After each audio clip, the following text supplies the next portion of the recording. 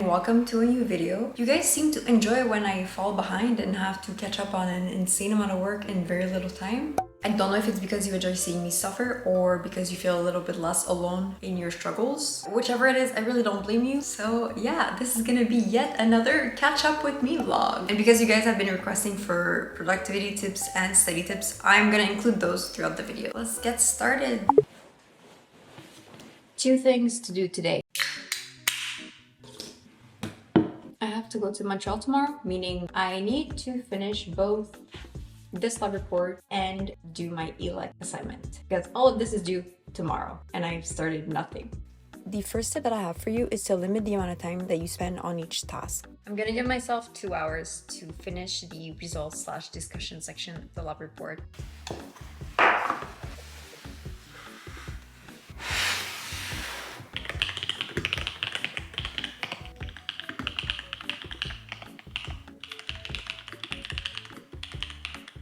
Parkinson's law states that work expands to fill the time allotted for its completion. In other words, if you don't limit the amount of times that you spend on a task, it's very likely that it will take you a lot longer to accomplish than if you had given yourself a time limit to complete it.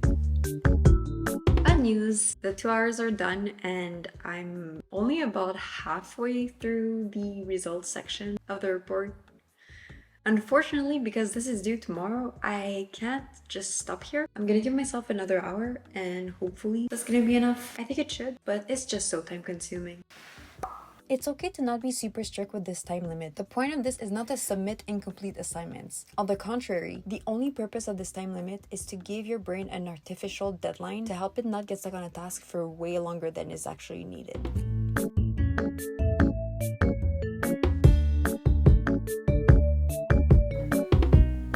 There's 16 pages. It's been a little bit over 6.5 hours, which is terrible considering I only wanted to spend 2 hours on this. But it's also an improvement because usually this section can easily take me over 15 to 20 hours to complete. It's almost 11, I'm starving, and I have to do my assignment because I'm starting to think that taking the bus at 7 a.m. is not gonna be feasible. I have chicken nuggets currently cooking, and in the meantime I'm gonna start my assignment because the earlier I finish it, the earlier I can go to bed.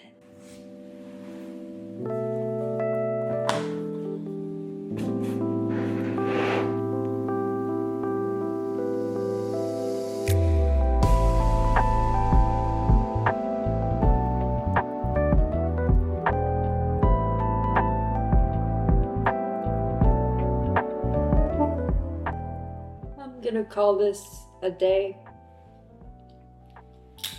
My eyes are bleeding. What am I looking for?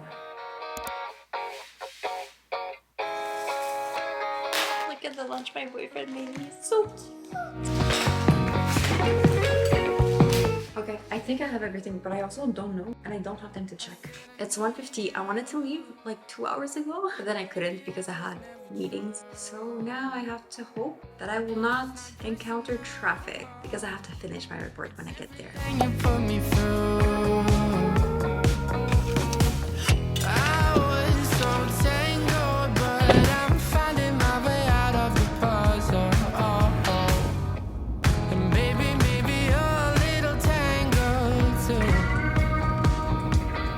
We're in the middle of our lab, but I'm so hungry.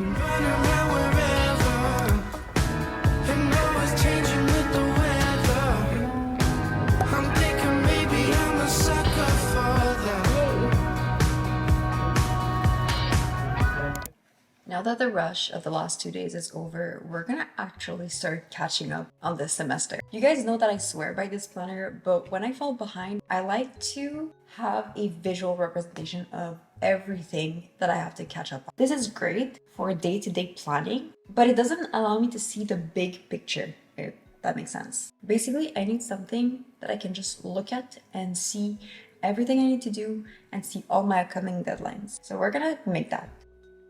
As you can probably guess, the second tip is to keep a visual representation of everything covered in each of your classes. This makes it easier for you to identify what you've already seen and what you haven't, allowing you to gauge exactly where you're at throughout the semester. I know a lot of people use Notion or Excel for this, but I like to do mine on paper since I can just stick it to the wall and always have the visual representation of everything that I need to do directly staring at me.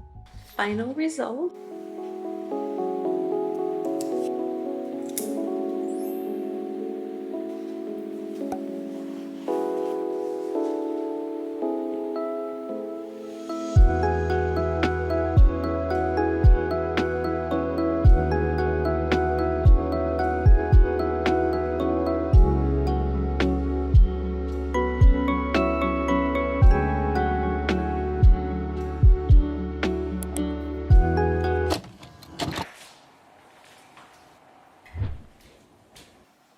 So I kind of overslept a little, and now it's 8 p.m. It's not ideal, but we have the entire night ahead of us. How great is that? As per usual, things happen and all we can do is move on.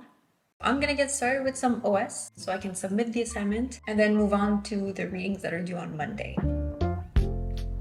The third tip is to treat assignments as exam practice. If your prof is responsible for writing their own exams, this is the best way to get a sense of the type of question to expect on midterms and finals. I've had so many experiences of professors literally putting questions from our assignments in their exams to reward the students that actually did their classwork properly. Because of this, I try to only start assignments after I'm familiar with the topic. And when I'm done with an assignment, I will refer to my notes and textbooks and external resources to make sure that I've answered every question correctly. This is when I can identify my weaknesses. If I answered something wrong, I try to figure out what led me to the wrong answer. Taking the time to identify what went wrong is how I can ensure that it's not going to happen again during exams. A lot of Googling happens here because if I'm not sure about a topic, I will take the time to research it and understand it completely before moving on. For classes in which I do take notes, I will go back and add the extra information that I found through my Googling.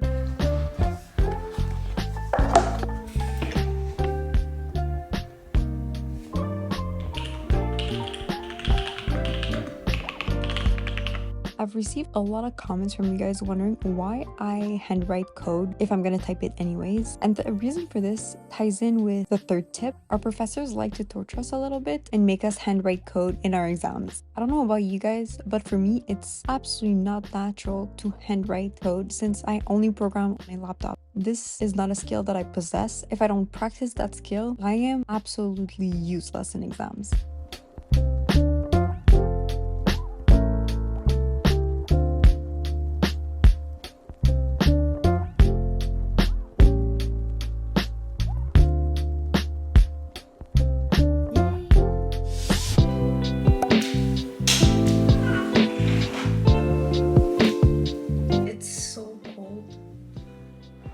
And I'm wearing a heated blanket on top. Maybe putting my desk right next to the window wasn't the best idea. Somehow, I'm not tired of OS, so I'm gonna catch up on my readings.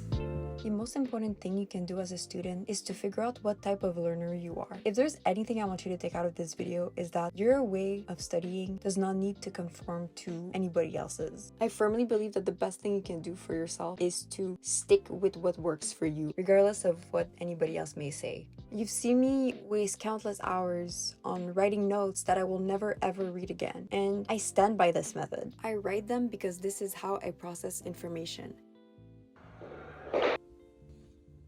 This is gonna get me through the next chapter of OS. Everybody's brain is different, and while one person may be able to learn by only doing exercises, others may need to have all the information before they can even start considering solving problems. I know I am the latter, and when I don't read my textbooks, I tend to get blocked more easily when it comes to solving problems. I wish I could be one of those people who could spend 2 hours studying every day and get A's on their exams, but the reality is this is not who I am. It sucks and it's really hard to accept, but the earlier you figure out what works for you and accept that what works for someone else may not work for you, the better off you will be in the long run.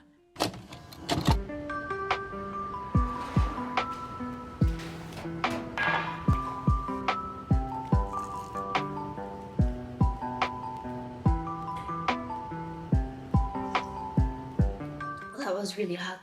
You know what I just realized? I never told you guys about the things I needed to catch up on. Like, I showed you guys everything I have to cover for finals. And I mentioned that I was behind and had many assignments due. But I didn't actually give you any more information than this. So I am going to give you the context now. Get ready because this is going to be a little bit scary. Thankfully, I only have 2 classes that I need to catch up on because after the weekend, I am good for OS. But ELEC and digital systems design are another story. We're currently in the 10th week of the semester. For ELEC, this means that we are currently seeing chapter 7.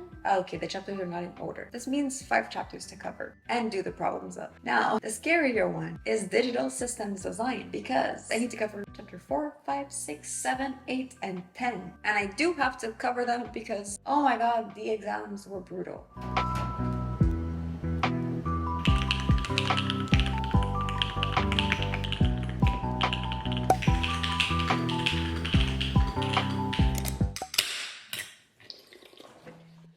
Let's break down my digital design project into something that does not look as intimidating as this handout. A lot of larger programming assignments are usually based around a scenario rather than simply giving you a list of requirements. This forces you to extract the information from a blurb of text, which can make the whole project a lot harder to decipher. Breaking down the whole thing on paper prior to starting really helps you clarify what is asked of you. In addition, it will make the whole project a lot easier to manage because it's no longer this one huge project, but instead is just a list of small things that you have to do. This feels a lot more manageable than the handout. I stared at that handout for days without being able to comprehend what it was saying. And it's not because I don't understand English. You know, sometimes when you have a block of text that you know is going to take a lot of effort out of you, you just can't process it. I don't know how to explain. I have it on paper. I know what I have to do next. It feels a lot less bad than before. First, I need to figure out what components I have to use. And once I think I know what to use, I need to make a diagram for it and then write the code. But the code writing is the easy part because once you have a physical circuit, it's easy to write the VHDL for it. Guess I did see it coming. Made it look easy, we barely even had to try. Right around town till the morning. Living the breeze as we stare at passing satellites. You told me